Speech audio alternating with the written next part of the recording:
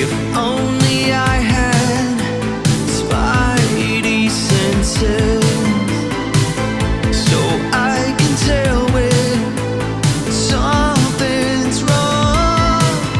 Oh, and I'm set to protect this heart from breaking into pieces. Where's my hammer? Where's the shield? Oh, the strength to carry the weight of the world. Fly high into the sky. I'll catch you if you fall. I'll catch you if you fall.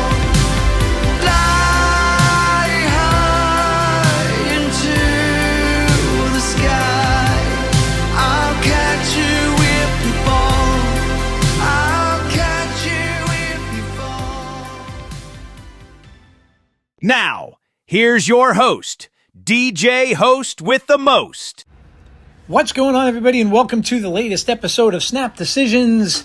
I am your Snap DJ, your host with the most, and we are coming off a holiday weekend. I hope everybody had a great holiday, however you celebrated.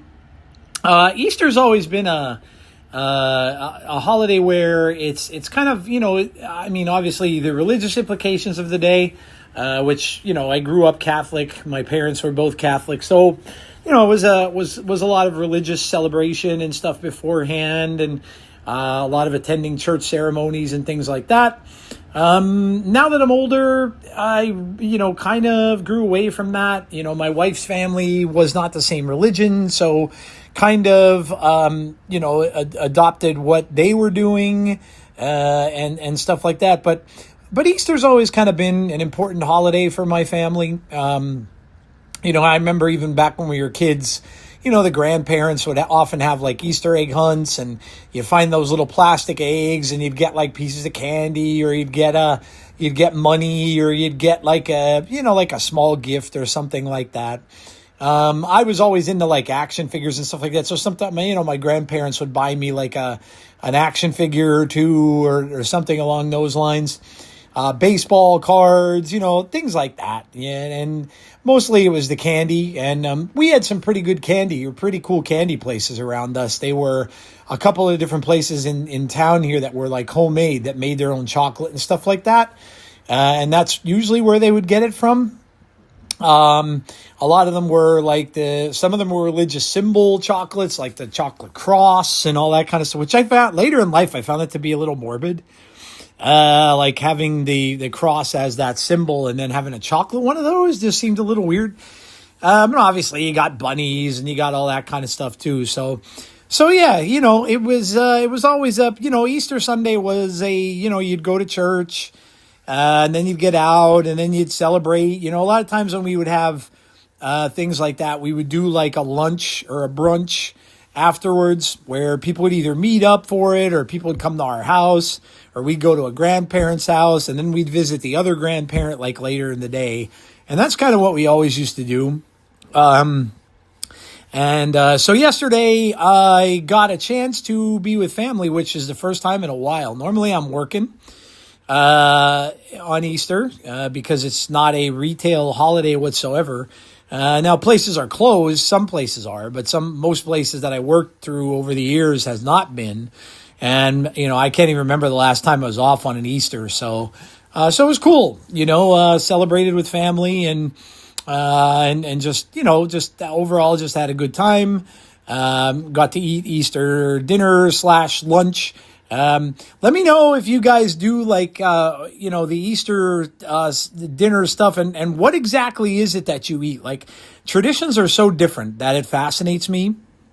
And what everybody does, right? Like what everybody eats, like around us, the area around us was mostly from like Poland, Czechoslovakia, and stuff like that. So a lot of the stuff that we do is like Polish stuff, even though we're really not. We're really not Polish, but our, some of the grandparents and stuff were, and things like that. But we would do a lot of that kind of stuff. So they would do, I'm trying to think of obviously, the Easter eggs and painting the eggs and stuff.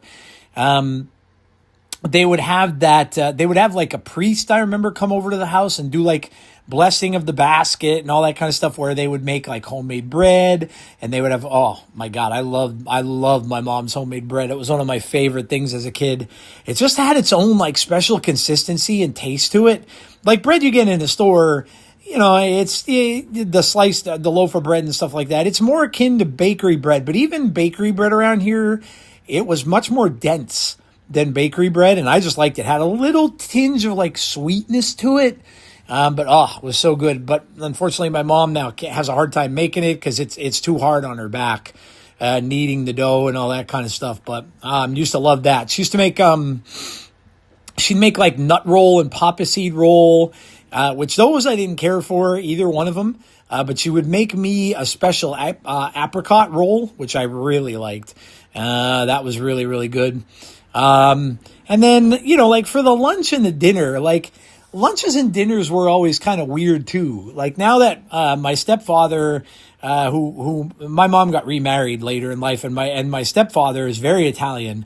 So they do more like Italian stuff for Easter. They would do, you know, like pasta, meatballs, sausage, things like that. Whereas we would always do almost like a Christmas dinner, or like we would do like the ham and the potato salad, and we would have pickled eggs. I don't know if any of you ever had pickled eggs. We would do that kind of stuff. So it's kind of like a mishmash of everybody's different things that they do. So I'm trying to think. Yesterday we had the ham, the pickled eggs. We had what else did they have? They had carrots with butter, and a little bit of it's like candied carrots, like a little bit of sugar and stuff on them. I think it was brown sugar. And then we would have well, of course, my mom's homemade bread, but like I said, she can't make that anymore. They would always do like this baked bean stuff too, which I was never into that. It's not like traditional baked beans. It's kind of like lima beans. They're like bigger beans, that they would make, and they would have like bacon in them and stuff. What else did we have yesterday? Now I'm trying to think. Pickled eggs. That was always a big one. Pickled eggs. My father loved them. I kind of like them too, because I always like red beets. And that's essentially what they do, is they take the eggs, of course, boiled, and they put them in a jar of red beet juice. And then it kind of soaks up the juice and stuff like that from the red beet. So it makes them that color. So they look cool, and they taste good because they get that little bit of tang from the red beet juice. And I know to a lot of you who hate red beets, it probably sounds disgusting, but I used to like that. And during, when we would go over my grandparents, it was a lot of the same thing. Like it was always the ham and some kind of vegetable, carrots, corn, whatever the case might be. Some type of starch, potatoes or potato salad or something. But it was always kind of a more so than Christmas, which is like the turkey and things like that. It was a more like springy kind of a menu, But yeah, it was cool. My brother and sister-in-law, or my brother-in-law and sister, try to have like little fun things, even though we're all kind of older now. But they do like a Jeopardy board where they set up like a Jeopardy board and ask like trivia questions about Easter and things like that. And then of course the younger people, it's for the younger people.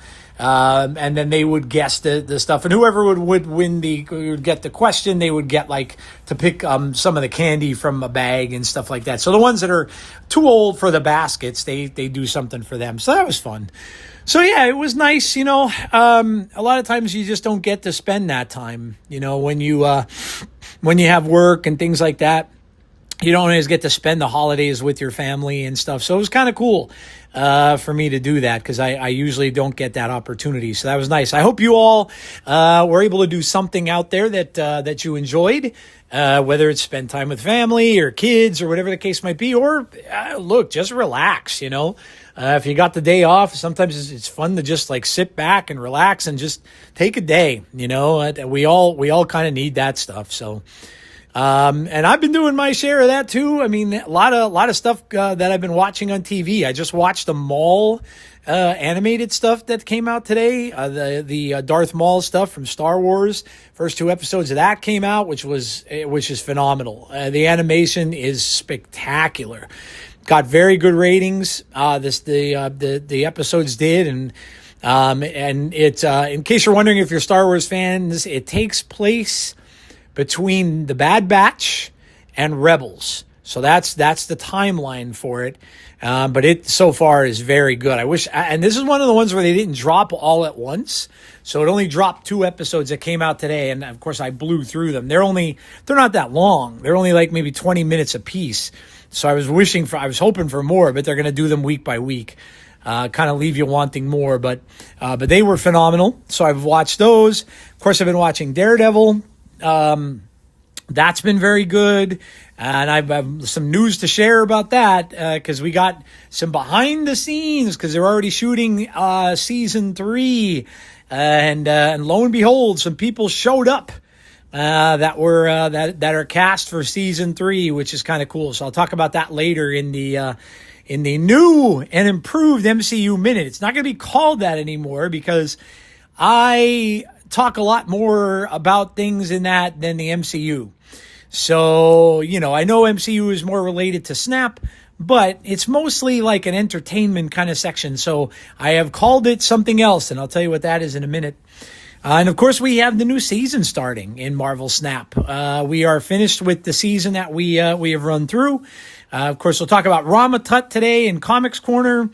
And then what we're going to do is we're going to do our card ranks for the new season. So we'll start off the show with that.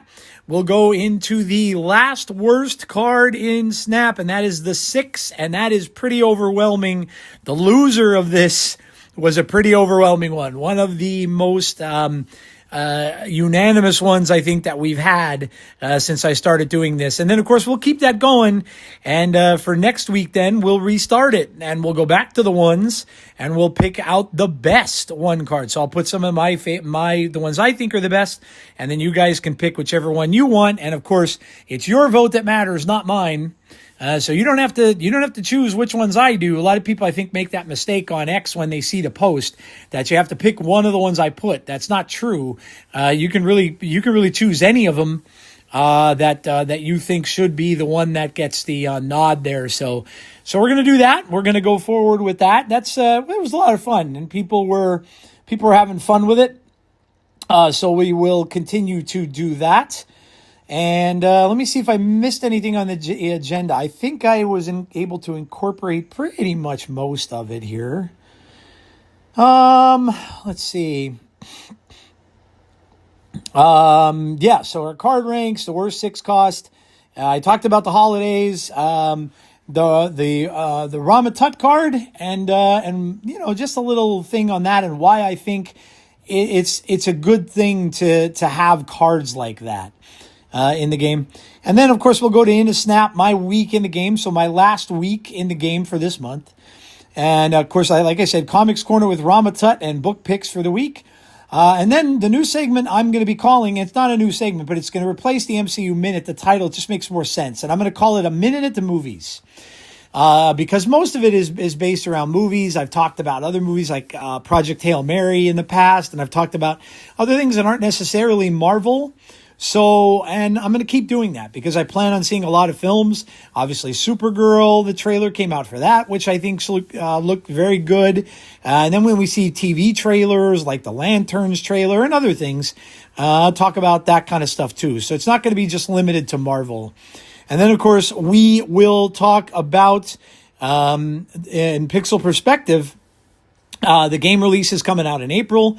And then PS6. People talking about PS6 and upcoming superhero games and stuff like that. So PS6 being rumored as a possible 2027 launch, which is kind of crazy. Now that's going to fuel the rumors for the Grand Theft Auto stuff because so many people are saying that Grand Theft Auto is not making it out this year. And if that's the case, maybe they're going to hold on to it. If the PlayStation, the PS6 is close, maybe they'll make it a launch title for PS6. So we'll have to see. But yeah, so that's what we're going to go over. So let's start out with the new season, shall we? And we will go through all these cards one by one. And of course, the new season is called X-Men End of Days. And that is our April season. And I'm just going to read the cards off to you, and then I will rank them. So we've got 8 cards total. I think there's 8 cards total. No, wait, hold on. There might be more than that. Yeah, though there's 2 different versions of the techno-organic virus. So I guess if you want to count that as 2, you can, but that would give us 9. But I'm just going to count the techno-organic virus as 1, even though it's going to be kind of different. So I'm just going to count that as 1. So that's 8 cards. So for week 1, we are getting Strife is our season pass card. That is a 4/6, and he's an objective card like the other cards from last month. He is his card reads play 3 on reveal cards. So that's the objective. You got to play on reveals. Use the highest cost on reveal in your hand. So if you're playing a late on reveal, and I mean, this card could very well be why they nerfed Star-Lord like they did, because of course he's a high cost on reveal. And now, if you get his Strife's objective, that can play Star-Lord by itself, and then you could play it again. So that could be why the Star-Lord card kind of got nerfed, other than the fact that, a lot of people were complaining about it. So that's what he does. We have the techno-organic virus, which of course costs 1. This is a skill on reveal. Copy this to your hand with a +2 cost. Infect other cards here. Replace their text. Ongoing. +1 power for each techno-organic virus you've played. So that's I'm not quite sure how they're going to switch that up. Whether that's going to switch constantly or what, but 1 is an on reveal, 1 is an ongoing. So I don't know how that's going to work. We'll have to see, but it's got one of each thing. So the ongoing is +1 power for each techno-organic virus you've played. So I guess you can play a bunch, and it has an ongoing. It's gonna keep getting +1 power. So, so you can play more. I guess that's what it is. I don't know. That's a little bit confusing. We have Wolverine, a Horseman of War. He is a 4/3. Objective. This has 5 or more power. Give 1 of each of your other cards at each location +3 power. We have Akani's Son, which is a 2/3. This is a Series 4 card. Activate, create a 1-cost card at another location. Increase the cost each time you're winning here as the turn starts. So a little bit different there. So far we just have that we have 2 objective cards, which is Strife and Wolverine. And of course the skill is not, and neither is Akani's Son. Then we go to week 2. Now week 2 is your premium season pass card. I'm wondering, that must be Wolverine, I would guess. Yeah, Wolverine's probably your premium season pass card. And then we go to Archangel for week 2. He's got, of course, an objective. Your cards are destroyed 4 times. Resurrect 1 here with +4 power. So obviously a destroyed deck is going to love this, especially one with Null and stuff like that. Or even maybe a Dormammu deck, since he calls for destroying things many, many times over. Then we have week 3, and that's going to be Polaris, Horseman of Pestilence. Another objective, of course, cards in play are afflicted with -5 power. Put a card from your hand here. So your objective, you have to afflict cards with -5 power. That's a tough one. That's a really tough one. You've got to use. It's got to be an afflict deck, and you've got to use I guess it could be high Evo negative, but you've got to. Yeah, I mean, you almost have to use Scorpion in the deck that you're going to play this with. You almost have to use I mean, Cyclops, obviously, if you're playing high evo negative, but you're going to have to use Hazmat as well. And then, just other afflict cards. But there's cards that you are going to really have to use with this. And all it really gives you for the objective is put a card from your hand here. So I'm not too sure this one's worth it. I mean, it's 2/2, so it's not bad, but really a lot of stuff you have to do to get the objective. Week 3, there's also a Series 4 card. This could be with a limited time game mode. And this is Mother Ascani, 4/4. On reveal, give the leftmost card in your hand +2 power and -1 cost, and then copy it. So the leftmost card in your hand, you can copy, and it's going to get +2 power and -1 cost. So not bad, I guess. Lousy stat line, but not bad. And then lastly, for the month, we have Storm. Storm is a 3/2. Of course, it's Storm, Horseman of Famine. And then the objective for this is end 2 turns in a row with unspent energy. Hello, Star-Lord. Give your other cards here and in your hand +2 power. So this is going to be a great Star-Lord card. And I'll talk to you a little bit later about how I've been playing some Star-Lord. I never really played a lot of it to begin with. And then when it became broken, I'm like, I didn't want to really deal with that. But KM Best put out a video where he called it ethically, I forget the name, I forget what he referred to it as. Ethical Marvel Snap. And Star-Lord was the deck, which I thought was funny. So I was playing a little bit of that today, but, so they are the cards, and let's rank them, shall we? And you guys can certainly share your rankings of these cards with me as well. So, all right, well, I'm gonna rank these cards. Of course, 1 through. If we're gonna count both versions of the Techno-Organic Virus, we'll just go 1 through 9, right? So I'm gonna start off with my number 1 card.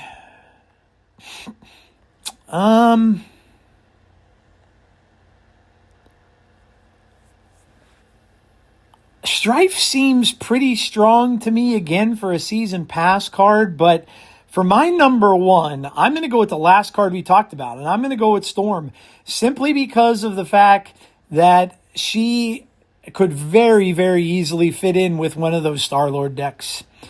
Objective, end 2 turns in a row with unspent energy. A lot of people are doing that with Star-Lord, right? That's exactly what you want to do. Now, she's only going to get played on turn 3, maybe turn 4, if you're still saving up energy. But she's a card now you could play on turn 4 if you want to play Star-Lord out on turn 5, which many of these decks do. And of course, if you end those 2 turns in a row with unspent energy, give your other cards here in your hand. Here and in your hand +2 power. So she's going to give +2 power in the lane you play her to each one, and also in your hand. So that's pretty strong, I think, especially in a deck like Star-Lord. So I think this card's going to be an instant include in that Star-Lord deck. And again, if it's out there again, and it seems to be, obviously, KM sharing it will have a lot of people probably trying it again. And if that's the case, then this card, I think, is going to go right in that deck. So, man. You know what? I'm going to list a season pass as my number 1. I'm going to go from 1 to 9 this time instead of 9 to 1. So I'm going to go for Strife as my number 1. Of course, he's a 4/6 objective, play 3 on reveal cards. Use the highest cost on reveal in your hand. That just gives you a free on reveal card. What people are going to use this with it remains to be seen, but there's a lot of very, very strong on reveals. Obviously Mr. Negative started to get a lot of play, with the Star-Lord stuff and everything like that. So, that could be one of them, because he's going to use an on reveal card that's in your hand. This card, I think, on reveals are usually pretty strong. So I'm going to go with the season pass as my number 1 here. Very closely followed though by Storm, because what she does, I think is going to fit very well into that Star-Lord deck. So I think I'm going to go with Storm as my number 2. Number 3. I'm going to go with the Series 4 card at number 3, and that's Mother Ascani. Like I said, bad stat line on this, but the on reveal, give the leftmost card in your hand +2 power and -1 cost, and then copy it. So this is just another way to copy a card, and we all know how powerful the Victoria Hand stuff is already, and some of the decks that were using Victoria Hand, and it always seems like there's always a really good Victoria Hand copy kind of a deck that can benefit from copying cards. So I'm going to go with that as my number 3 here. So I've got Strife, I've got Storm, and I've got Mother Ascani as my 1, 2, and 3. Number 4, I'm gonna go with Wolverine. I think at number 4, Wolverine again.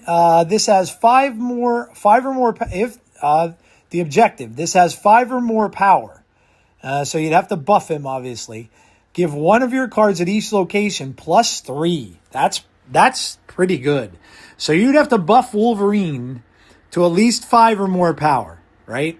So in a buff deck, we haven't seen many of those in the past month or so, but they're always out there, and a lot of people are always playing buff kind of cards. So this will fit right into one of those buff type decks, and then it's going to buff your other cards with +3. So that's kind of no joke.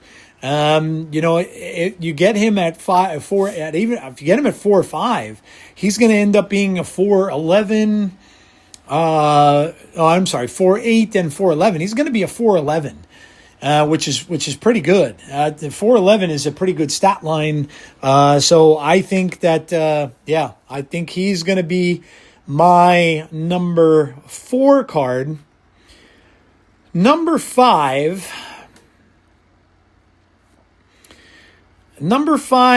I think I'm going to go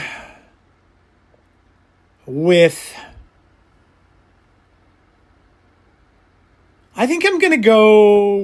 the Techno-Organic Virus in both of its forms at number 5. Again, 1 cost card for each one. I guess they're going to flip-flop. I guess they're just going to change. That you can get either one of these randomly. On reveal, copy this to your hand with +2 cost. Infect your other cards here. So again, that'll work along with that other card where that card has to be infected. And then the other one is ongoing, +1 power for each Techno-Organic Virus you played. I'm going to go with that. That one, it seems a little weird to rank that one, but I'm going to go with that as number 5. Number 6, I'm going to go with...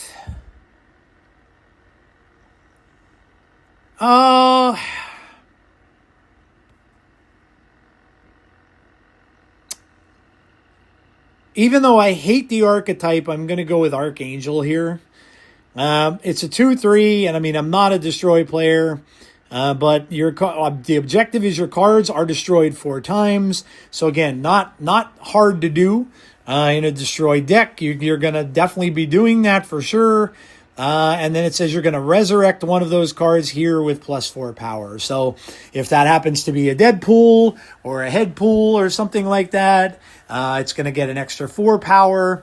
Wolverine, let's say you do a Wolverine, it's going to have a +4 power. So that's pretty strong. And it's plus at the cost of it, it's only a 2/3. So to me, it would kind of fit into that style of deck. So I'm going to go with Archangel there, and the destroy players should be very happy about that. And then next up, we've got 2 left. I'm going to go with Polaris, I think, here. I think Polaris is just not going to be easy to do. With the techno-organic stuff, maybe, but I think her objective is going to be tough. Again, at 2/2, cards in play are afflicted with -5 power. Put a card from your hand here. And, of course, it's 5. So you have to afflict. Cards are in play, are afflicted with -5 power. Now, see, what I don't know if that's 5 total power. If it's 5 total power, that's not bad at all. Because, again, like I said, if you play Scorpion, they're going to all come out afflicted with at least 1 anyway. I have to believe that that's the case. There's no way you're getting a bunch of cards afflicted with -5 power. That'd be way too difficult to do. So I'm thinking that that's what it is. So yeah, I mean, not that hard, but obviously this is looking for an afflict type of deck, and right now they're not very popular in the meta. Now, whether that becomes the case and people kind of go back to that a little bit, we'll see. But for this card, I think that that's what, obviously what you're going to have to do. But anyway, I'm going to go Polaris at number, what do I count the 2 virus as 1. So 1, 2, 3, 4, 5, 6, 7, 8. So we're going to go with Polaris as number 7. And then lastly, I'm going to go with Akane Sun at my last card of the month.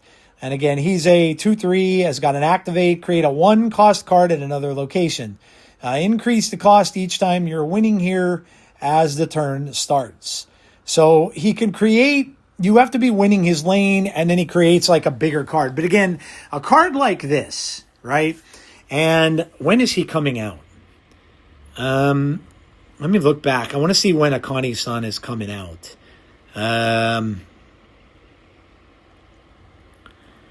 He is coming out in...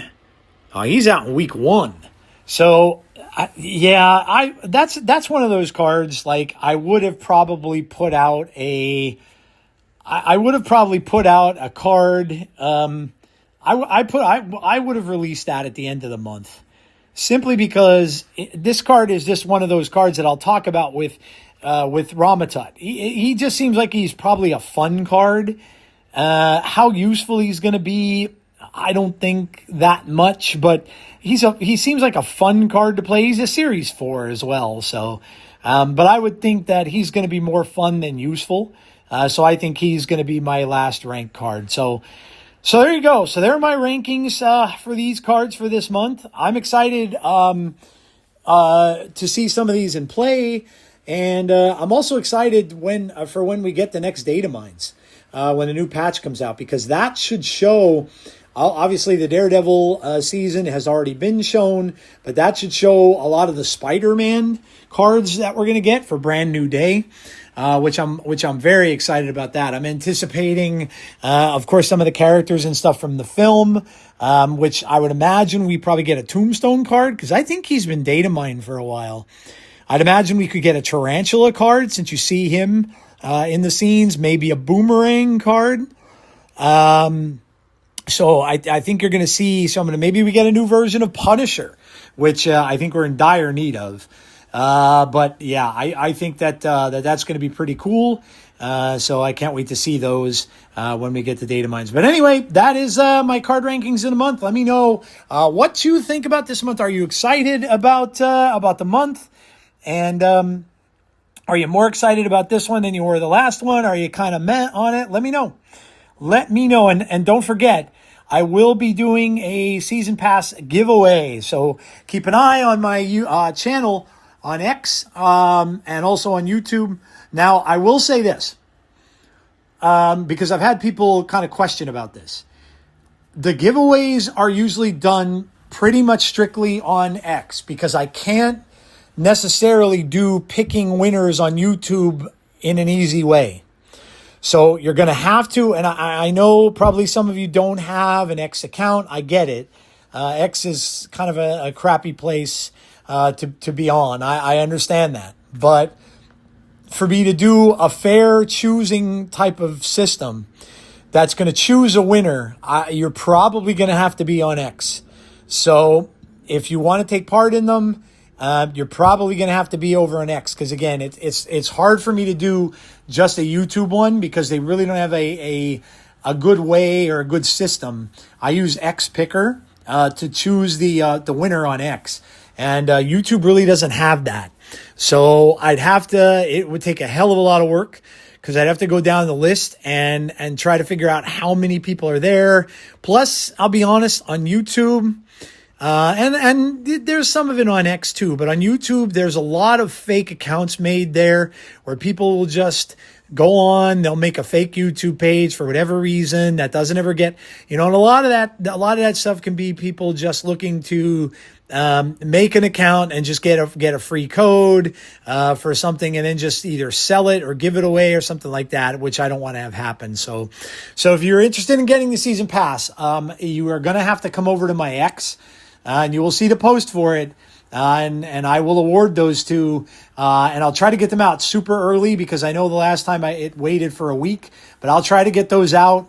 Of course, I'll get them. I should have them tomorrow. I'll try to get those out by no later than Thursday or Friday of this week. And then this way, the winners will be chosen, and you'll have your season pass right around the start of the season. So don't forget that.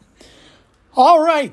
The only other thing I wanted to cover in the beginning of the show is Rama Tut. And let me tell you something about Rama Tut. The card was just fun. And I think Marvel Snap as a game does very well when they come up with these fun kind of cards. And is it gonna be a great card for you on ladder? No, absolutely not, because it's too random. And I've said that. I said that on the last show when we were talking about him a little bit in the preview. He is not the kind of card that you're going to want to rely on. He's not the kind of card that you're going to be able to rely on, because you just don't know what he's going to do. He's going to hurt you a lot. I had many times where he became a destroyer and wiped out my entire board. So many more times often than not, you're going to get something that's going to happen that you're not going to want to have happen. However, it's just fun. Cards like this are just fun. And I think if they're going to do this kind of thing, like they kind of did with RSM and things like that, save it for the last card of the month. Because this way, the people who want to do their stuff on ladder and they want to get their rank and all that kind of stuff, they're going to be done doing that by then most of the time. And so they save that last week for the card that is the fun card, the quote-unquote fun card. Because I think the game needs more of that.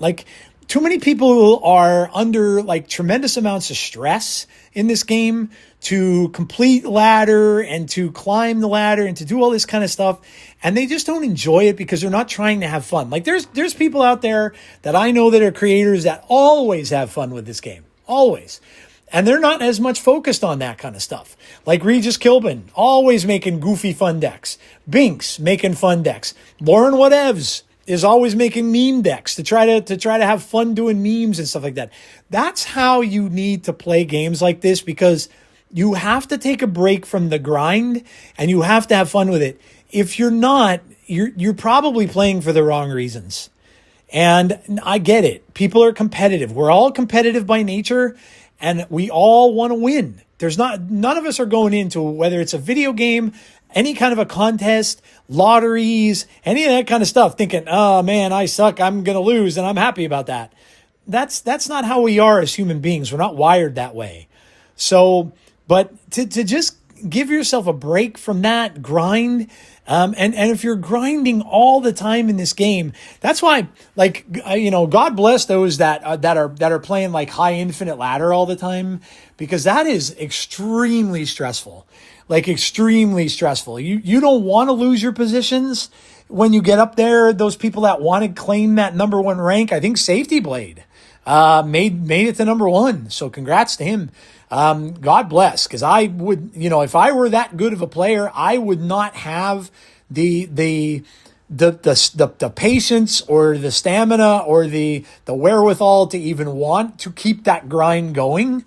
So yeah, I'm just, I was never me. I was never that, obviously when I played Magic the Gathering and stuff like that, I won a couple tournaments and my share of tournaments and stuff like that, but I was never, we were having 20-man tournaments sometimes at the most it was 30 or something. I think I might have played in one national tournament for Magic where they had like over 500 people at the tournament.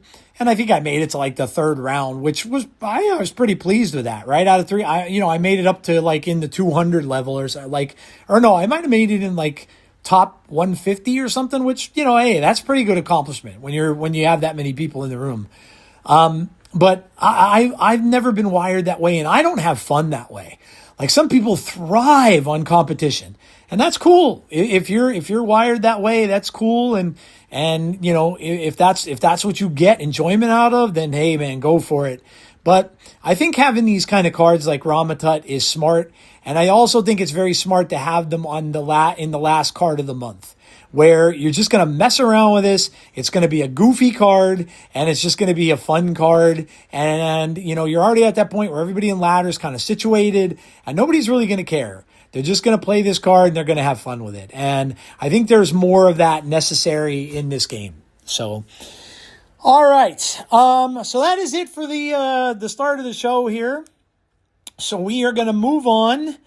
And we're going to go to the next section of the show, which is, I almost missed that. No, I almost missed the worst 6 cost. Well, this isn't going to take me long. Let me go here. I'll go to your comments. And again, this one was, of all the ones that I've done so far, this one was pretty close to being the most unanimous one that I had. By the way, a lot of you have been asking me. The stats have come back out, which is kind of cool. Marvel Snap put the stats back out for everybody's seasons. Now, Lauren brought up a point saying she's not really sure that they're correct. And I would maybe kind of agree because some of the cards on here for me are a little weird. But my stats for the month... And you should be able to get these in the email that you receive from Marvel Snap. So where you receive your email from them, that's where you should get this too. That's where I got mine. So my season recap, the top card played for me was Chamber. Now, yes, I believe that because I do have Chamber in a deck that I played quite a bit. And that's, of course, in the Doom deck. I also had Chamber in a Ramp deck as well that I played a good amount. So I believe that is my top card played. Now it says that cards obtained, it has 9. Now I don't quite know what they mean by cards obtained. That could just be new cards for the season and stuff. It's showing Rama Tut. But it's saying that I have 9 cards obtained. So I don't know if and I don't think it doesn't say variants or anything. Well, no, there is another section for variants. So this just must be new cards obtained. So of course I have 9 listed on there. Then it goes to win rate. My 100% win rate with one card was Death. And the only deck that Death was in that I have been playing is a Galactus deck. An OG Galactus deck. And actually it's 2 Galactus. It has the OG and it has the Galactus First Steps. And so obviously I went undefeated with that deck. Now again, I don't exactly know where these stats are from. I don't know if they're taken from all your games or if they're just taken from ladder games or if they're taken from conquest games. I don't know that. I'm guessing it's ladder games because I didn't play as much on ladder and I thought I played that deck a lot more in conquest than I did ladder, and I did lose games with it. So I know I wouldn't have been 100%. So I'm thinking that this is just on ladder that they're taking this number from. Variants acquired, I had 37. Which sounds about right. 100% in-deck win rate with the Scarlet Witch. Now, this is an oddball to me because, again, I know there's only one deck that I even have this card in, and that is the deck with Supergiant and that anti-meta deck that was out there with Supergiant and Maximus and all those, and I hardly played that deck. So, I mean, maybe once or twice, tops. So, I mean, maybe it could have been 100% win rate, but it may have only been 1 or 2 games at the most. The card I played, that I played the most, of course, Match is the top card played, and that comes down to 598 times I played Chamber. So, yes, that card it was played a lot. And then collection level gained, it has at 65 that I've gained collection level, and that, of course, is gaining for splitting cards and stuff like that. So that is my stats for the month. And then, okay, so let's go with the final rank of the worst cards in Marvel Snap for this whole thing that I've been doing. All right, so I wrote here, I said, time to choose the worst 6 card in Marvel Snap. Below are some of my choices. Please list yours below with your reason for the choice. The loser will be announced on this week's pod. Then we start the best cards for each cost the following week. So I had put down, and Lord bless me, I hated to do it, but Agatha Harkness, Destroyer, Helicarrier, and Leader I had as 4. And then I also had included Orca down there as well. 20 of you responded, so let's see what you are saying. We've got John Elliott, who says it has to be Hulkling. Competitively speaking, you can't build around it. He can be whatever the worst 6 card you think is the worst. The RNG is fun when it hits, but he's a brick in hand most of the time. Underpowered, too. Hulk without an ability is 14. Orca can win you a lane alone. So he votes for Hulkling. I don't know. I've had fun with Hulkling. Am I saying he's the best 6 card? No, but look, he was being used. Who was that was playing him? Oh, man.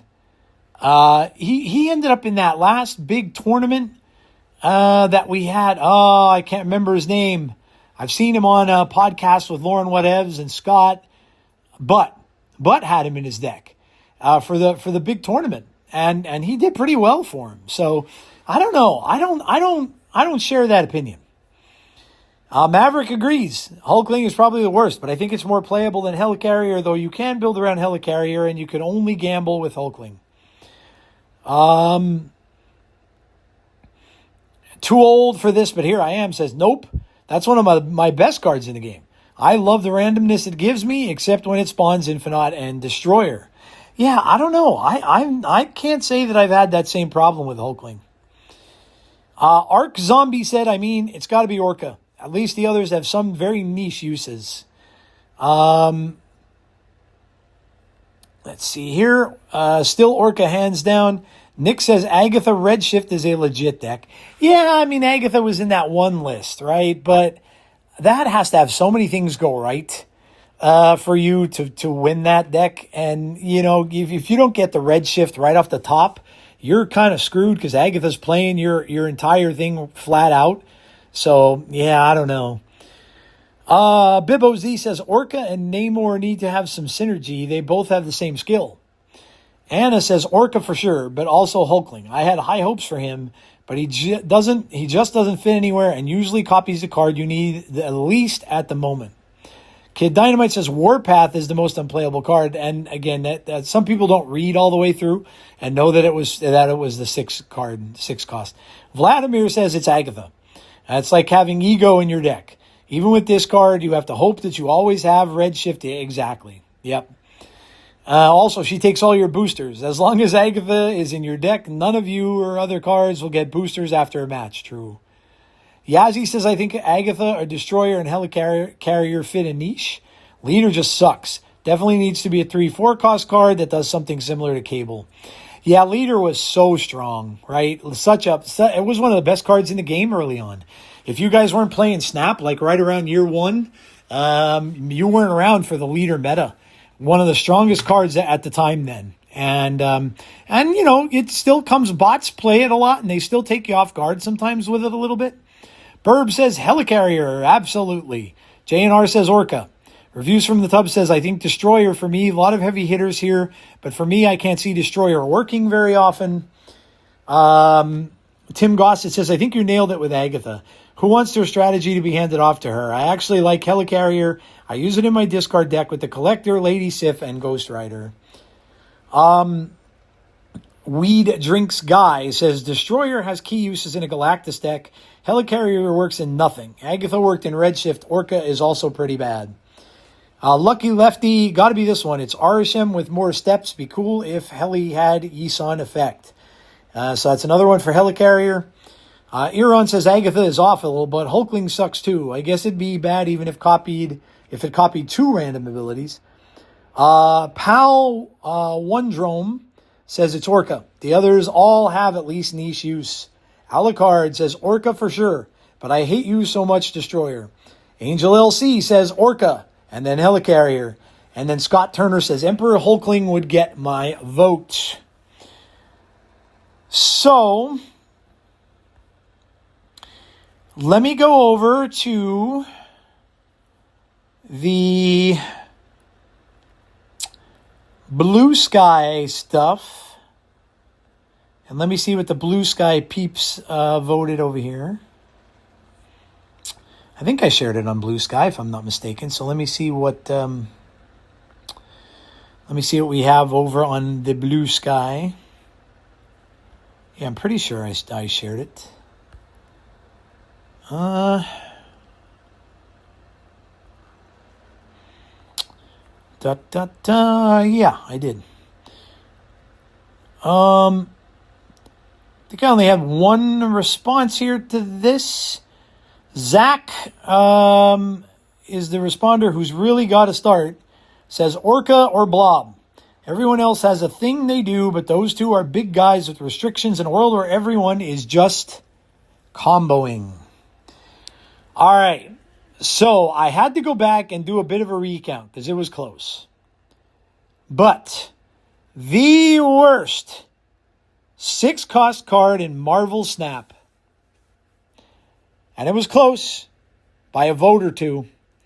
But it is Orca. And there were times when I played this guy in a Galactus deck and he just won me games sometimes. But yeah, Orca and Helicarrier were both right up there.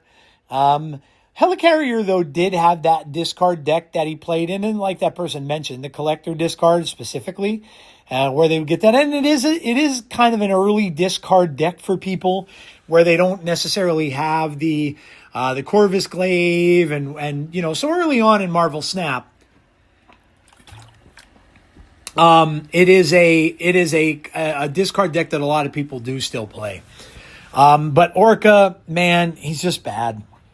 He's just bad. And this is another one that I think could be if you want to keep his ability, pump his power up, make him a 6/13 or something like that. You can even make him probably a 5/11 or maybe at that point.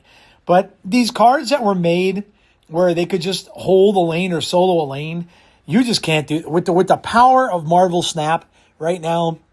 I mean, my God, Star-Lord, the new Star-Lord could beat Orca in a lane by himself. If you Zola a Star-Lord, he's beating Orca. So it's just, it just doesn't stand up. These cards that they made, and I'll be honest, I'm kind of probably thinking that we may not see cards like this made anymore, where, it just gets a bonus if it's by itself. Because you can't, in this day and age of Marvel Snap, win a card with, you can't solo a lane. You cannot have a card solo a lane. It's just not going to happen. It's too hard for it to do. And even the Namora decks for a while that were trying to get that big, that one big card in one lane, you just can't do it. There's, one of the tech cards that still is played today is Shadow King, and it's just too easy. It's just too easy. And even back then when you were playing the Mora with them, people have a Shang-Chi, unless they were, some people, that's why some people were playing Cosmo and Armor as the cards they were pumping up in those lanes, because then you couldn't do anything to it. But I don't know. It's just these bigger cards like this, I think, are just bad. And thankfully, because Agatha would have been very angry with me. Yeah, I don't know if you guys know, but early on when I was doing this podcast, very early on, I was playing a weekly Agatha challenge where I would try to do my weekly missions with only Agatha stuff and let Agatha do them for me. And I had some fun with that. I got away from it though, because it just became too hard to do. But Agatha would be very upset with me if Agatha got voted the worst card. And probably only got saved by the fact that that red shift deck came out, because other than that, she probably would have been everybody's worst, because of the fact that, that she was just, because of the fact that, we got a package on the outside there. A late Amazon package has arrived. I heard a knock. I'm like, who the heck is knocking at this time of the night? But yeah, so it's Orca, guys. He is the worst 6 card in Marvel Snap. So there you go. We've gotten through the worst. Now we're going to turn it around. We're going to turn that frown upside down. We're going to put a smile on everybody's face. And we're going to do the best cards in Marvel Snap for the next 6 weeks. So starting this coming week, we're going to have the best one cost. In Marvel Snap, we're going to start all over, and we're going to do the best one cost. Again, like I said, I'm not doing the zeros because Yellow Jacket is not good, and Wasp is very meh. So I'm not going to count the zeros.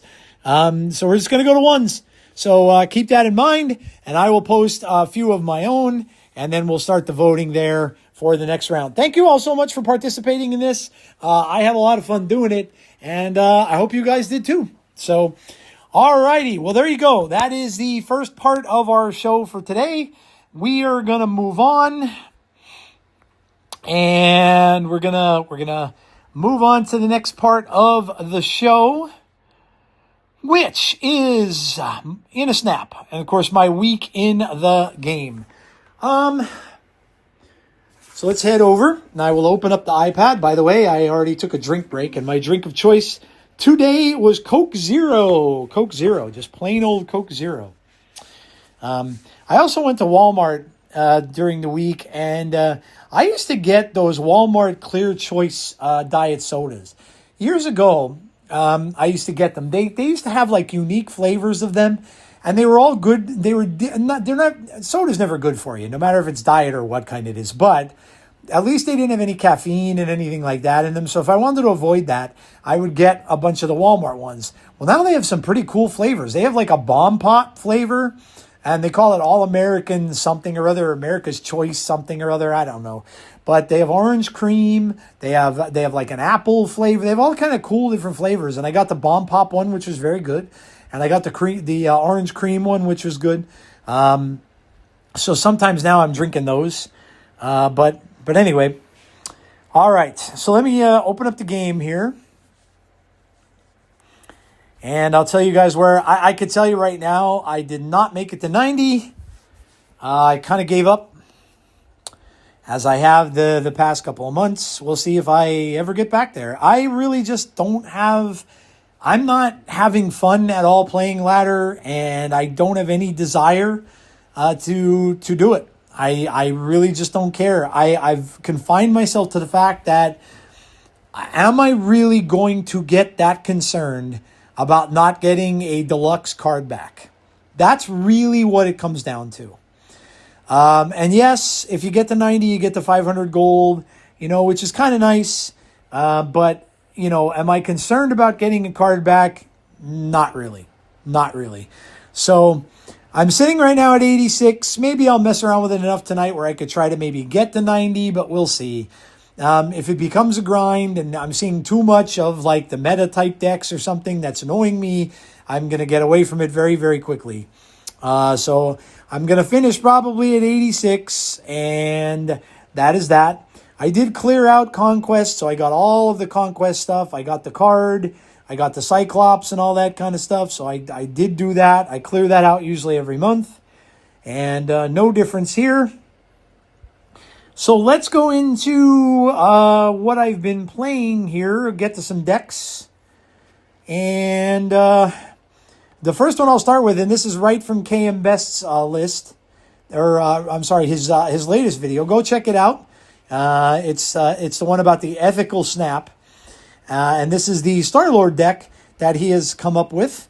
And this has Jim Hammond, Psylocke, Grandmaster, Luna Snow, Wave, Absorbing Man, Juggernaut, the original Juggernaut, Legion, Star-Lord, of course, Arnim Zola, Alioth, and Fin Fang Foom. So, I mean, obviously in this, you are just looking to skip turns. And, play the Jim Hammond out maybe a little bit later. You're looking to try to get the Wave or the Luna in order to give you the early Star-Lord, in which you're going to want to get out. And then you could always Arnim Zola Star-Lord on turn 6, or rather turn 5, with the extra amount of energy you're going to get from Star-Lord when you play him. And then you could always, if you can get Star-Lord out on turn 4, that's ideal, like with Wave or Luna. And then again, you'll have those last 2 turns to really go off, where, like I said, you can Arnim Zola Star-Lord on turn 5, and then on your turn 6, you can Fin Fang Foom Elaine, you can Eliath Elaine, or you can, if you have that 11 energy, you can Fin Fang Foom and Juggernaut. So you can definitely win a lane with Fin Fang Foom, and then you could just Juggernaut another lane. So pretty good deck when you get the card. And that's the whole thing with this. Like, these decks, I'm wondering that people like them because they're easy to snap. Because if you don't get Star-Lord by, let's say, turn 3, turn 4, you're probably going to look to get out. And so you're going to get out for the 1 cube if you don't get the Star-Lord. It's that simple. But yeah, and Psylocke, of course, is in here just as another way to play Star-Lord if you don't happen to get the Luna or you don't happen to get the Wave. So that's just another way where you can play Psylocke down on turn 4, and you can get the Star-Lord out on turn 5, or if you want to get him out earlier than that and get him out on turn 4, that's just another way to do it. So Star-Lord is back, and I was playing it a little bit. Rama Tut. So now this is just one of them that I played, and it's the one that it kind of seemed to work best in. I don't know whose list this is. This could be Safety. I'm not sure. But this one has Surge, Psylocke, Grandmaster, Ironheart, Mr. Fantastic First Steps, Silver Surfer First Steps, Wong, Rama Tut, and Sabanur, White Tiger, Cersei, and Odin. So a lot of gambling going on in this deck. You're going to gamble with Cersei. You're going to gamble with Rama Tut. You may be gambling with Rama Tut more than once if you play him in a Wong lane, which he's going to go bananas. And yeah, so worst comes to worst, you can always do the Wong, White Tiger, Odin thing when it's going to spread those 10-point tigers all over the place and stuff like that. So yeah, this was fun. Pretty fun deck to play. Safety has been using this one. Now, how about this deck? Nightcrawler, Psylocke, Daredevil, Jennifer Kale, Jeff, Luna Snow, Wave. Now, you would think this would have a Galactus. Well, it does, but not the one you'd think. It has Iska the Unbeaten, Professor X, Eliath, Galactus First Steps, and Fin Fang Foom. When I first saw this, I'm like, it's got to be an OG Galactus deck, but it is not. So this is just a way that you can use a surprise Professor X to lock down your opponents, which I'm guessing a lot of people just aren't going to expect. And, Safety obviously being where he is on ladder at the number 1 rank, he's going to be playing very different than other people are. So using that Professor X might have helped him out where he was.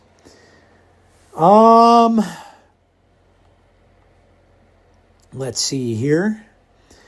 This one, I forget who made this, but I remember seeing it. I don't know exactly where, but this one is an odd one.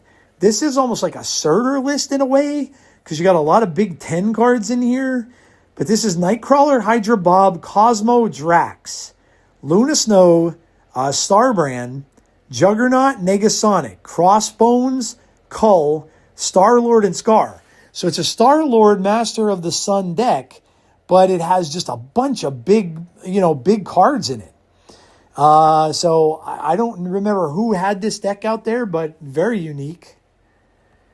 And then, of course, we've got Xiao Lao still out there. Not really going to read that one out, other than the fact that it uses Stardust. So if you don't want the Zola burning you, it might not be a bad one to turn to. Another Rama Tut that had Xiao Lao or Shu Lao in it. And then we had this is another version of the Rocks list. This is Spider-Ham, Nightcrawler, Sandstorm, Iron Patriot, Scarlet Witch. Oh, there's the deck I was probably using with Scarlet Witch. Valentina, Rhino, Cosmo, Gambit, Debris, Negasonic, and Ozymandias. So that's if you want to play the rock decks. The Ensabanur. Now this list I was just playing to do the weekend missions. Hydra Bob, Chamber, Moondragon, Drax, Debris, Jubilee, Ensabanur, Cosmic Ghost Rider, which has a killer variant that came out this week. Blink, Red Hulk, Galactus, and Fin Fang Foom. Then, of course, Ramp, which that really hasn't changed. Galactus, Doom, which hasn't really changed either. That's the same list that it's been for a while. So that's the decks I've been mostly playing. And let's go to variants, shall we? So variants that I've gotten. I think I talked to you guys about Cobra last week. I got the Cobra variant from those from that limited time game mode that we had. I think I mentioned that last week. I got the Dan Hips Cersei. Dan Hips back to making some cards. Always love to see my Dan Hips coming out. We got a Cersei Dan Hips, so that's very cool. I got the Penny Arcade Gambit. Of course, that's from PAX East, which I did give away one of those to the lucky winner. So I got that I got the Gambit variant there. I got the Cyberpunk Punisher super rare variant, which is kind of cool. I got the Deadpool variant. This was for that mini game thing that they did with Deadpool, which, by the way, I thought was brilliant. Made it very, very easy to get all the rewards in there. It was 99 cents to purchase the pass. I mean, this was probably one of the best deals you could have gotten in Marvel Snap. So pretty cool for them to do that every now and then, like just for it was an April Fool's joke in the long run, but it was still kind of cool. And the other variant that came from that was the actually invisible woman. Completely Invisible variant is the name of it. And it's done by John Boy Myers. Brilliant. Just absolutely brilliant. I've seen people split this card. I got a gold split on it. And I think this is absolutely brilliant. You can't see her, which is just a brilliant thing. But yeah, I split it. And so my whole background of the card is gold. And it has the invisible shield coming out of the gold. So you just see the blue dots and stuff like that, and the invisible shield over the gold part of the card. So that was absolutely brilliant. Really fun. I got the Sweeney Boo Polaris variant. And then that one I was just telling you guys about, the super rare Cosmic Ghost Rider comic book cover. I love these. This is Guardians. So this was a Guardians of the Galaxy cover. And it's Ghost Rider. They call it Ghost Rider of the Future variant. Now, there's been some controversy out there that really shouldn't have become so. But this is not the Cosmic Ghost Rider Frank Castle, okay? If that's the one that you know, and that's the one that you're thinking about, this is not that version. Now, obviously they didn't come out and say, hey guys, this is not the Frank Castle version, the one that was with Thanos, that everybody knows as the Cosmic Ghost Rider. But this particular issue of the comic, they did in many times refer to him as a Cosmic Ghost Rider. So you can see where the confusion may have been. Some people take things way too seriously in their stuff. Look, I've told you guys, I've been reading comics since I was 5 years old. And I've been reading comics since like 1974 probably, okay? One way or the other, I was reading comic books since then. I'm sure I've probably got a lot of tenure on people when we're talking about comics. So there's probably very few people who may have a little bit more. And I'm not saying there isn't. But, when you're going to get all bent out of shape because Marvel Snap doesn't come out and make an announcement saying, oh, this isn't the Cosmic Ghost Rider. This is come on, man. Like, seriously? This is why, the variant is cool. I could totally understand why they printed Cosmic Ghost Rider on the card, as like I said, because he was referred to as the Cosmic Ghost Rider back when this comic book came out. So, for the people that complained about it, there's more things in the world to get upset about than one thing like that. And to kind of expect Marvel Snap to see a post from someone about their upsetment because of this, and to think that they're going to come out with some sort of retraction, that's not going to happen. So take a chill, calm down a little bit, and realize that there's many more things in the world that could be a lot worse than to be upset because this isn't the Cosmic Ghost Rider that everybody knows. Anyway. So some of you may know, if you were on my X and you saw some discussions going back and forth with a particular individual that mentioned it, when all I did was try to share this variant because I thought the variant looked pretty damn cool. And then it started this whole big thing, which I think is ridiculous. Like, literally, you could go outside and touch grass a little bit rather than getting all bent out of shape because of that. Yeah, I mean, it's just silly. There's way worse things in this world to be upset about than that. So, but anyway, very, very cool variant. I got another Dan Hip, the Wiccan Dan Hip variant, which looks extremely cool. So they were the variants that I got this week in the game. And then, of course, we'll go through these bundles real quick. They have a 4,000 gold bundle of Sage. They have a $99 bundle of Weapon X and Aurora. A $19 bundle of Black Cat. They have a premium mystery pack for $50, 5,000 gold, and a mystery variant. In my shop today, I have new variants of Lee Woo Chul variant of Moon Knight. And I have the Fireball Studios variant of Rama Tut, which I don't have a Rama Tut variant. Nullified variant of Shang-Chi, Sister Grimm variant of Nico, Rose Besh variant of Wave, Ryan Brown variant of Scream, Pandart Studio variant of Red Hulk, Victor Farrow variant of Frigga. So they are the variants that I have. And that is about it. So that's pretty much my week in the game. Again, I hope that all of you got to where you wanted to go for this particular month and made all the goals you set for yourself in the game. So, all right, guys, that is going to do it for that section. And we are going to move on to the next section, which, of course, is Comics Corner for the last time for this particular month. And we are going to go and talk about Rama Tut in Marvel. And we're going to see what they've got on Rama Tut. So, all right. Now, there are...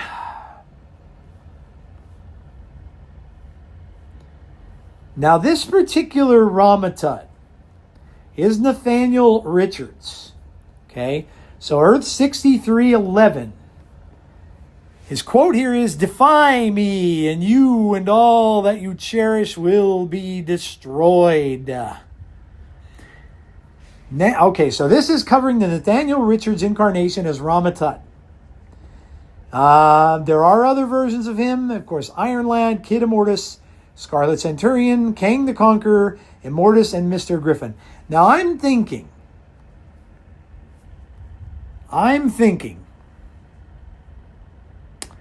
that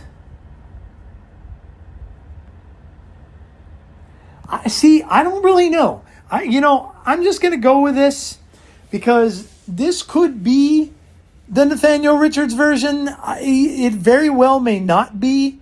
This could be because, I think it is now that I'm looking at it, because obviously named Nathaniel Richards, current alias Pharaoh Rama Tut, alias is Kang the Conqueror, King of Kings, Lord of Seven Sons, Master of Men, and Scarlet Centurion. So I think this is the version that we need here.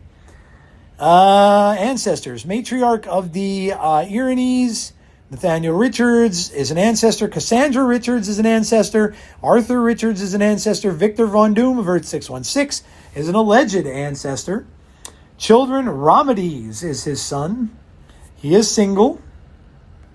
Male, 6'3", 230 pounds, brown eyes, black hair, gray-haired at the temples. Origin, human, time traveler, out to control all of history. He is alive. He's from another Earth, the 31st century, Earth 6311. His identity is secret. He is Egyptian from another Earth in the 31st and 40th centuries, citizen of Limbo. He is a pharaoh, and he is from Memphis, Egypt, circa 2900 BC. Creators, the GOAT, Stan Lee and Jack Kirby. First appearance, Fantastic Four number 19 from July 1963. Insane. It's insane. They have a little clip here, and this is from that Fantastic Four comic. The clip reads, and this is the narration read, "Then one day, while visiting the ruins of an amazing ancestor of mine, I came upon what was left of his greatest invention, a time machine. Part of the machine still remains, and here are the plans for its operation. It would be simple for me to recreate it and use it for my own purposes." So that is a little piece from that comic from 1963. So that's incredible. And if I click on that, which I'm going to, you can see right on the cover of this Fantastic Four issue, it says, "At the mercy of Rama Tut, the Pharaoh from the future." And, of course, he has the three members of the Fantastic Four. You don't see Invisible Woman because she is his queen, or she's with him in this. And he has all the other members encased in a shield on the cover. And Sue is saying, "I never thought it could happen. Rama Tut's ray gun has made helpless slaves of the Fantastic Four." And he is saying, "There, Susan Storm, there is what happens to those who defy me, no matter what powers they possess." So that is pretty awesome. First appearance. That's extremely cool. I love when these books go back that far and the characters go back that far. It's just so cool. All right. So the Origins was born in 30th century of Earth 6311, a reality where humanity never went into after the Dark Ages, or into the Dark Ages. After centuries of advancement and warfare, peace was brought to the land by a time traveler from Earth 616 named Nathaniel Richards. Because Richards brought peace to this war-torn future, he became known as the legendary benefactor. The Nathaniel Richards born to this reality is said to be a descendant of the benefactor, although other records indicate that he may also be a descendant of the Latverian monarch known as Dr. Doom. I wonder if, with all this stuff coming to Doomsday and Secret War, now we know Reed's son is going to be in this. So do we get... Now we know we had Kang, right? We know we had Kang. And you saw the Nathaniel Richards version of Rama Tut in that Kang, when they showed all those Kangs and everything in the Council of Kangs, but they've gone away from it. But do they bother with, or is the whole thing gone? Do they have the version of Nathaniel Richards come back as Rama Tut in the Doomsday Secret War stuff? It could happen. It could happen. They could bring that character back in that way if they really wanted to. Even if it's not permanent, and have him be like just out there if they ever want to use Kang again. That's a way that they could do it. His provincial transformation in Kang, resulted in young Nathaniel try and prevent his eventual transformation in Kang, briefly becoming the young hero known as Iron Lad. The youth also briefly had a stint as a supervillain known as Kid Immortus. However, Nathaniel Richards eventually returned to his native time to fully follow his proper destined path, possibly with his memories as Iron Lad erased. However, at this time, there is no conclusive explanation, and the events leading to this are as yet unrecorded. As an adult, Nathaniel grew bored of the peaceful world he lived in and soon became infatuated with the heroic age of Earth 616, taking particular interest in that reality's premier heroes of Fantastic Four. Richards began researching his background, learning about his possible biological links to his namesake as well as Doctor Doom. Through his research, he uncovered the abandoned fortress of the Benefactor and uncovered its many weapons, machines, and fully functional time platform. However, before Richards could use any of his discoveries, he was attacked by the Fantastic Four of Earth 7712. The group was sent by the Time Variance Authority, the TVA, to implant a Saturn symbiont, a device that would prevent Nathaniel's future self, Immortus, from absorbing temporal energies and becoming a temporal quantum wave, a feat Nathaniel's future self was trying to accomplish many years from his own personal history. However, Nathaniel was able to seemingly slay this alternate reality Fantastic Four. The TVA then sent Reed Richards' rocket group of Earth 82 to Earth, rocket group to Earth 8212 instead. That reality's Reed Richards convinced Nathaniel of their shared lineage and also talked him into willingly implanting himself with the Saturn symbiont, having been brought to agree to stop the threat of his future self. With their mission accomplished, the rocket group returned to their own reality. Left to his own devices, Nathaniel built his own time machine and decided to travel to ancient Egypt, constructed it to resemble a sphinx. Then it goes on to say there's a lot about Earth 616, and this goes back to 2960 BC. And then this is the part that's talking about in Sabanur. So this is what we're getting with this month. I'm not going to go into this too much because there's a lot about this. He even crossed with Khonshu a little bit. The clan Akaba. Amenhotep. So all of these names that you have heard already previously for this month, you're going to hear again through all this. And again, I'm not going to go through all this because this is really, really long. Attempted to get back to his native 30th century. His vessel was caught in a time storm. There's first reign. There's second reign. Celestial Madonna. Divergent destinies. Legacies. Yeah, there is a lot. There is a lot here about this character. His powers, he has advanced longevity. He's over 70 years old chronologically, but has managed to stop his aging completely using his far-flung futuristic technology. Thus, he appears to be a man in his 40s. As Kang, super-level intellect. Though it's hard to gauge Kang's intellect given his futuristic origins, his genius is nothing short of superhuman by modern standards. He commands technology beyond the most sophisticated designs of Stark Industries and Doctor Doom, and has made breakthroughs in time travel and robotics. Kang is the only known time traveler other than his counterpart Immortus, who has the ability to travel through time without creating divergences. Political savvy, brilliant military tactician and peerless general using his considerable charisma. Was able to raise an army and conquer his first world within weeks of building his armor. He has conquered everything within 100 light years from Mother Earth, including the counterpart Badun and Shi'ar empires of his reality. Skilled combatant, unarmed and armed. Of course, paraphernalia, he does have weapons, the antimatter defense screen generator, a vibration ray projector, an electromagnetic field amplifier, a neutrino ray warheaded missile launcher, electrical paralysis generator, nerve gas sprayer, and molecular expander. Commands a vast array of warriors from all periods of time. Transportation, possesses a large ship capable of travel through both time and space. Rama Tut's name is a likely combination of the names of two of Egypt's most famous pharaohs, Ramses II, a.k.a. Ramses the Great, and Tutankhamun, a.k.a. King Tut. So there you go. That is Rama Tut, and you can see how far back his origins trace, which is very, very cool. And we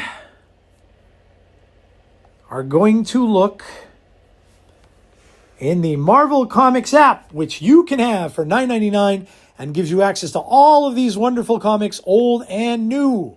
So you can go back and read that origin story from the 1960s right in the app. It can probably cost you a little bit if you wanted to buy that, unless you found some facsimile or graphic novel somewhere. But otherwise, I'm sure that'd be quite expensive to purchase. So let's look up Rama Tut, and then we'll go over my book picks.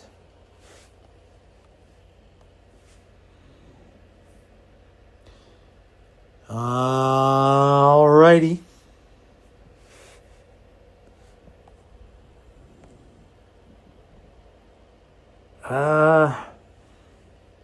And there it comes right up.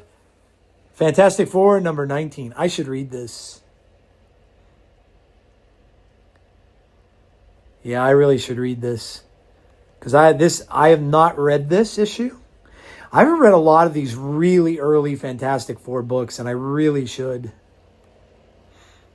Ben Grimm in there smoking a cigarette. Wow, that's kind of cool. I mean, you could tell that this was not very far after the Fantastic Four's origin story, because the artwork is very similar to the origin story, which I've read many, many times. But yeah, this is cool. A lot of Egyptian soldiers are fighting the Fantastic Four in this episode, or in this issue. I am quite familiar with the Fantastic Four, he says. You know us. Ah, I thought that remark would startle you. He's talking English, says the Thing.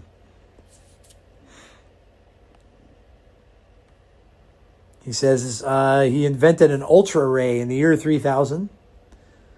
Yes, I come from the year 3000, the glorious age of enlightenment, the century of peace and progress, the ultimate in civilization and culture, and I hated it. Kind of cool how they drew it. Like, I mean, now we're in the 2000s. He's from the 3000s, so, you know, but, and they're showing like little rocket ships and stuff on the bases of buildings. Just kind of cool. Of course, Jack Kirby's art. Gotta love that. It has a drawing of the Sphinx in here. Yeah, this is kind of neat. So you can go and read this. Shows Ben Grimm get turned, or the Thing get turned back into Ben Grimm, and they're all going through. They have a big part in like in Egypt, so you can see the Sphinx there and everything like that. And they're all. Oh, Reed's got the optic nerve gas going on there. Wow, look at Sue's hair. Sue's got the 60s hair. I love it. But yeah, man, you know, nothing better than going back and checking out the origin stories, right? And you can read, obviously, the Age of Apocalypse is going to have the most modern versions of him, but it's very cool. Brings a smile to my face being able to go back and read like those old comics where he appeared for the very first time. It's very cool. Okay, let's go to new this week and find out what's new in the app. So first, we've got the X-Men Infinity comic exclusive to the Marvel app. And that is issue number 12. We have Predator Kills the Marvel Universe up to issue number 5. Sorcerer Supreme, a brand new book. It's got Wanda on the cover at issue number 1, coming in new. Ultimates, number 19. Ultimate Endgame, number 1. That is going to finish off the Ultimate storyline with the Spider-Man Ultimate comic, or the Unlimited comic. So that's going to be finishing off that whole thing. The World to Come. Marvel Knights The World to Come is at issue 5. We have Boba Fett, Black, White, and Red up to issue number 4. X-Men Age of Revelation, number 1. We have the Undead Iron Fist at number 4. Marvel Mutts at number 22. We have the Rivals book, Marvel Rivals Infinity comic, up to number 47. And we have Miles Morales, Spider-Man, Brooklyn's Finest at number 11. So not too many books coming out this week, but there are some in there that I am going to read, especially Ultimate Endgame, which I will definitely be reading, and that Boba Fett is really, really good as well. So there you go, guys. That is Comics Corner, as I say all the time. If you have a comic shop near you, go and visit them, buy some stuff, from there. A lot of them have collectibles, not just comics. But go and check out your local comic book store. They are usually always awesome to visit and see. If not, pick up the Marvel app, the comic books app, for $9.99 a month, and you can learn some stuff about Marvel Comics. And read comics. Read comics, guys. Read comics. It's a lot of fun. All right, we're moving on, and we're going to go to another new title for a segment. And I just thought it made sense that I'm going to now call A Minute at the Movies. It's probably going to be longer than a minute, but I just thought that sounded cool. But yeah, this allows me to just talk about just more than Marvel stuff, because many times there is going to be more than Marvel stuff. And we'll start off with the Marvel stuff first. One of the first things I will say, Doomsday is coming, and the Doomsday trailer should be coming very soon. There is a convention that's coming up called CinemaCon that Disney and Sony will both be very prominent at. Disney always does something big there. It's coming up in just a few weeks in April, and there is a lot of rumor going around that we will finally get the first trailer for Doomsday after we got those little snippets and stuff back around Christmas time. We haven't gotten anything since. And so a lot of people are saying we are going to get the first trailer for Doomsday. Some were saying this week. So just keep watch, because it may be coming sooner than you think. Robert Downey Jr. loves to share stuff. He shared another little Doom art for Easter. So it was kind of cool. He had Easter eggs with all the different Avengers and stuff on the Easter egg. So pretty cool. But keep on the lookout for Doomsday, because we might be getting some Doomsday stuff. Daredevil. Oh, man. Daredevil's been great this season so far. Up to issue number 3, obviously, up to episode number 3. We had just the one episode on the first week, and then we got 2 episodes this past week. It's been stellar. Very good. It's gotten very good reviews, and I think it's been awesome so far. They are filming the next season already, and spoiler alert, if you want to go away for about 10 seconds and come back. So I'll wait a little bit. Ready? Go. The Defenders are back. So Jessica Jones obviously is going to be in this season of Daredevil. She's only in 1 episode, however. But Mike Coulter, Finn Jones, yes, Finn Jones, the one who played Iron Fist that everybody hated, and Jessica Jones are all back for the next season of Daredevil. So you're getting the Defenders back. There's also rumor going around that they may get their own specials again. So what comes around goes around. The Defenders are back. I know a lot of people are happy with the Mike Coulter choice. People loved Kristen Ritter as Jessica Jones. Not so much for Iron Fist. But you know what? I'm all for giving people second chances, right? The actors, maybe not the favorite people you would have maybe picked to play the character, but I didn't think he was that bad. Now, the season that we got of Iron Fist was just not good. It was not written well and stuff like that. But the season where he was with Luke Cage, instead of doing a Iron Fist season, they should have done a Heroes for Hire season, which would have combined him with Mike Coulter.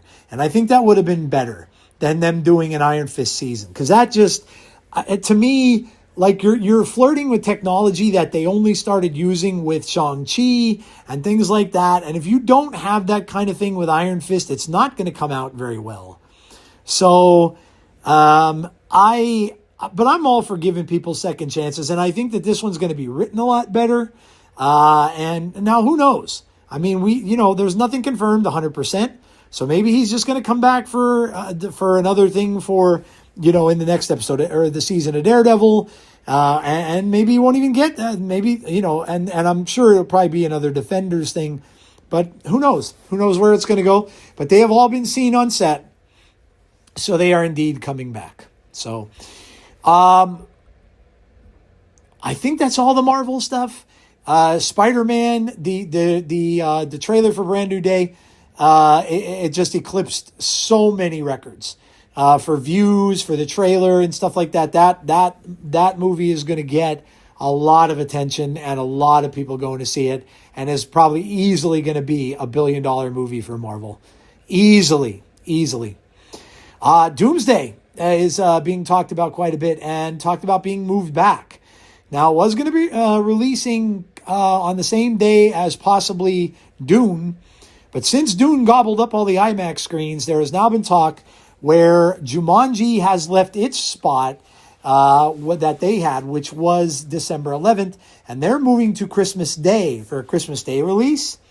So now they're saying that the rumor is that Marvel may move Doomsday to the 11th and release it earlier than Dune, because at least they'll get the benefit of having some of the IMAX screens for at least a week, which to me, I think is probably a smart idea to do.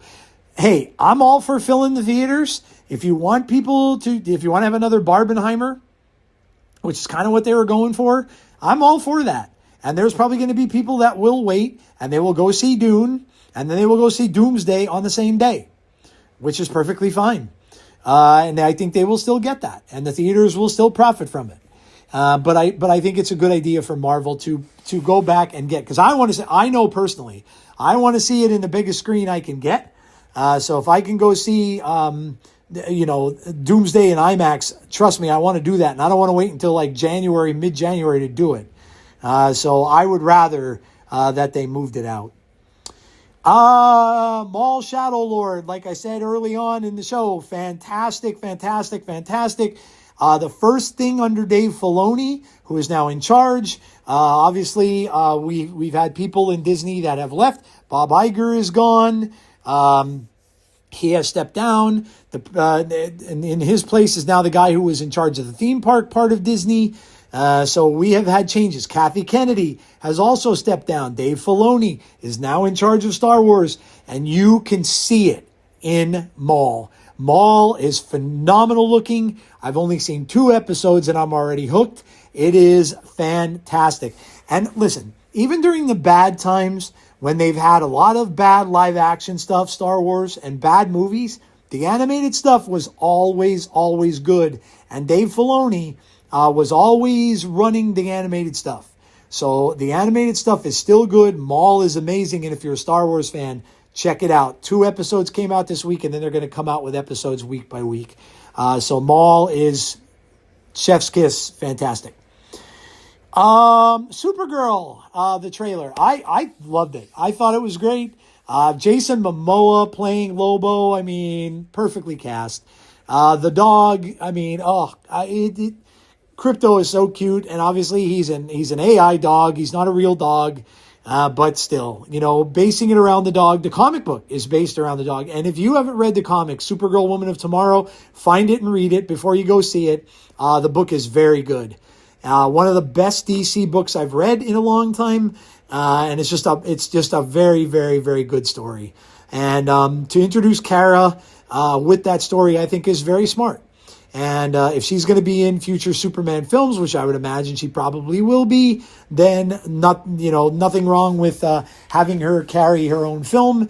And yes, it is very James Gunn-esque. A lot of people are saying, well, his films all look the same. They all look like Guardians of the Galaxy. Well, hey, if it's not broke, you don't have to fix it. He did a great job with the Guardians films, and if they're going to look a little like Guardians when he's doing space stuff, it's all well and good. But yeah, I'm excited to go see that, and that I think is the next superhero thing coming out. So I'll be happy to see that. I think that is about it for the Minute at the Movies. Project Hail Mary still doing very well, crossed the $400 million mark. To break even, it has to hit 450 or higher. So that just goes to show you how much these movies actually cost. But I think, a lot of people are thinking it'll break that amount. But it's done extremely well. And I'm glad to see that. I'm glad to see that sci-fi is doing good. Always love when sci-fi stuff does well in the theater. So I'm glad to see that Project Hail Mary is is doing well. So, and if you haven't seen it, I would thoroughly suggest you do. Very, very good. Let me see if there's anything else. Oh, yeah, Marvel Zombies Season 2. Officially in the works. It will include never-before-seen MCU moment.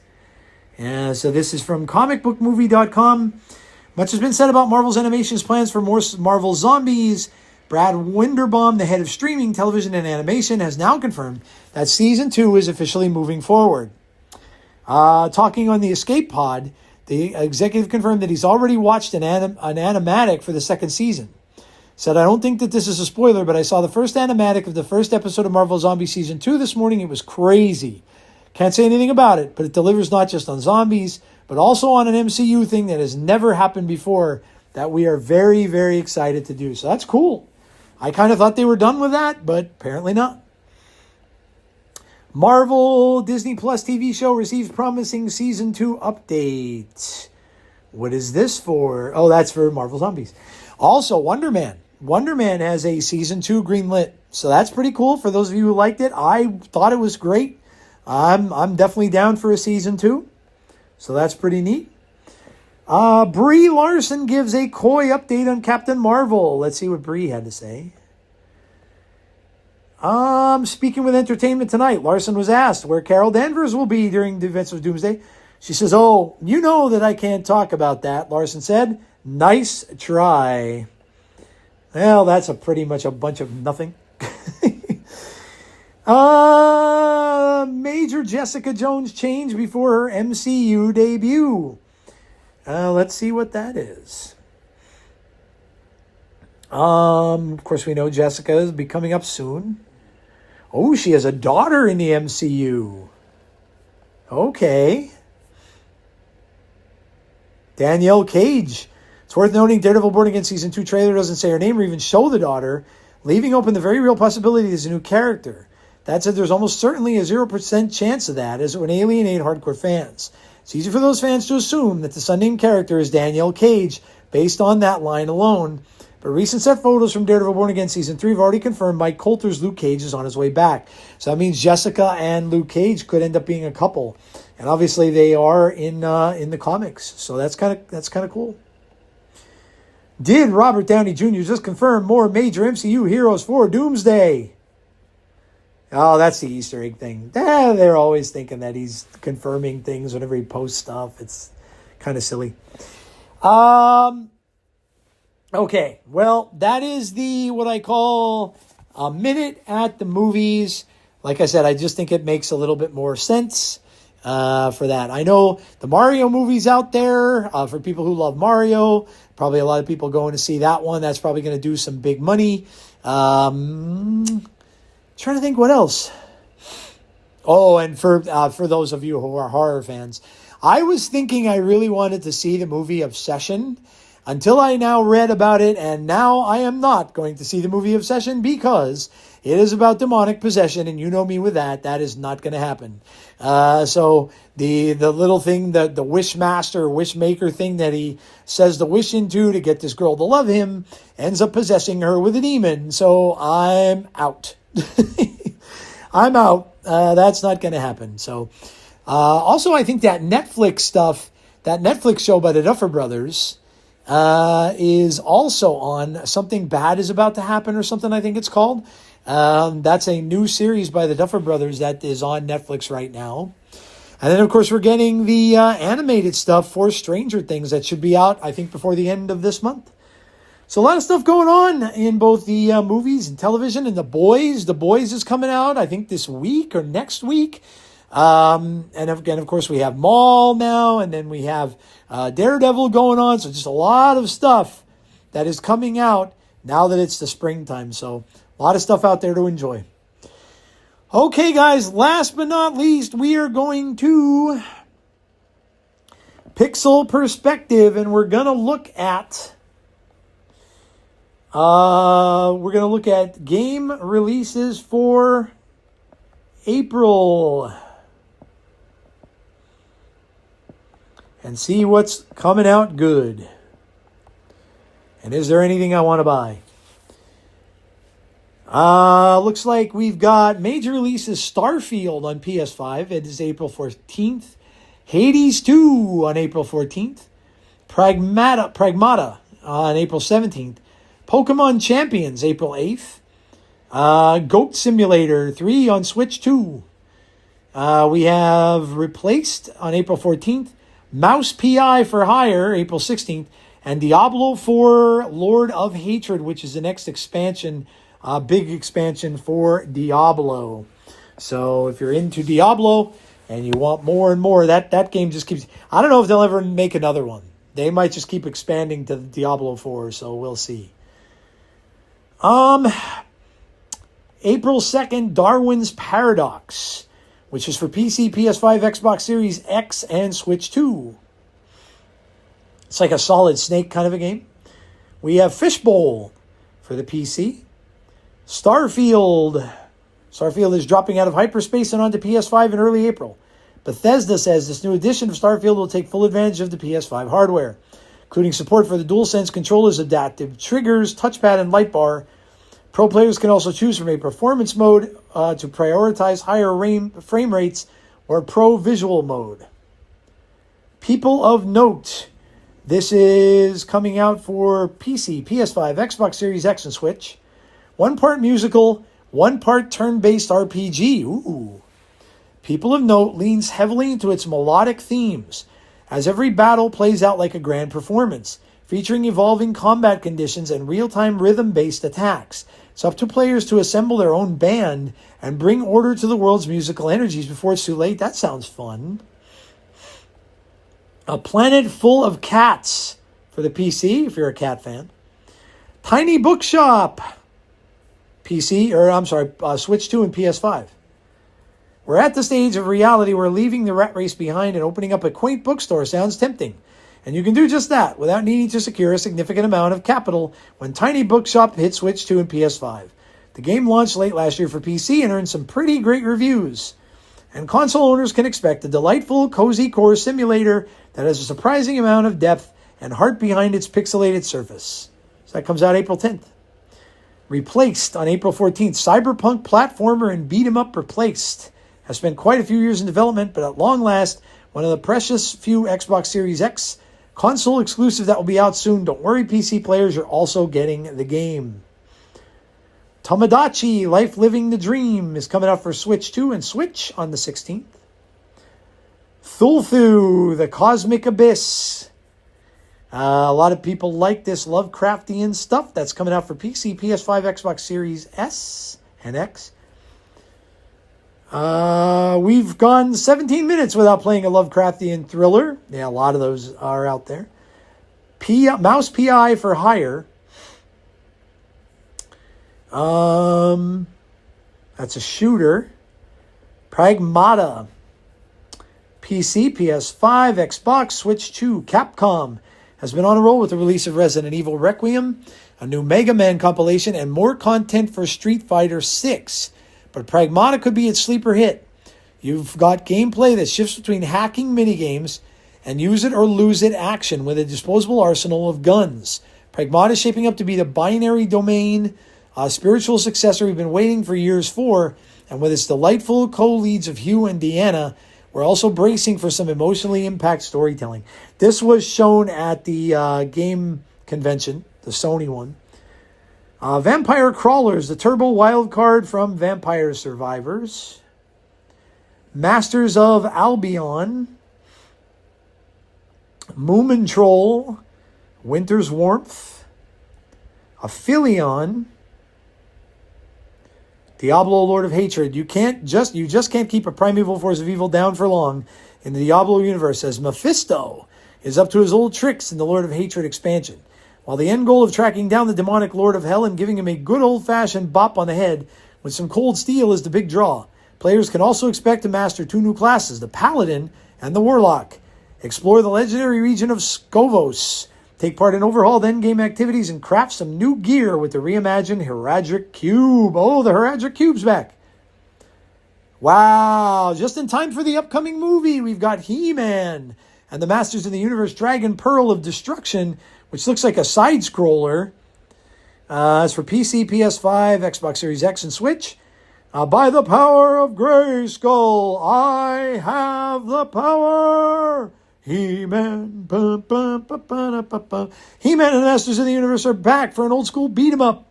Take on the form of an action game that would look right at home on the SNES and Sega Genesis. He-Man and the Masters of the Universe, Dragon Pearl of Destruction plays out like a typical Saturday morning cartoon episode of the classic animated series. Game features He-Man, Teela, and Man-at-Arms as playable characters, and for the first time, fans can wield the Sword of Protection and play as She-Ra. That sounds cool. MotoGP 2.6, if you are a fan of that kind of racing game. Invincible Versus. That is coming out April 30th. In Conbini, one store, many stories. Working in the service industry. And then Saros, which is coming out for PS5. Pokemon Champions also coming out for Switch 2 and Switch. Might be heresy to some, but a Pokemon game that focuses purely on battling and doesn't feature any tedious grinding or exploration sounds like a fun time. That's the role that Pokemon Champions will fill, as it's a battle-focused game that features familiar mechanics from the series and is aimed at newcomers and experienced players alike. It'll be launching for the Switch consoles in April before coming to mobile devices later in the year. So there you go. A lot of cool stuff coming out. A lot of cool games coming out in the month of April. So that's very cool. And I'm sure there's something out there for just about everybody. And if you are into some of the kind of games that I am, whether it be horror or whether it be some superhero stuff, whether it be Resident Evil, things like that, I would tell you to check out JackSepticEye's YouTube channel if you haven't done so already. One of the biggest creators on the platform.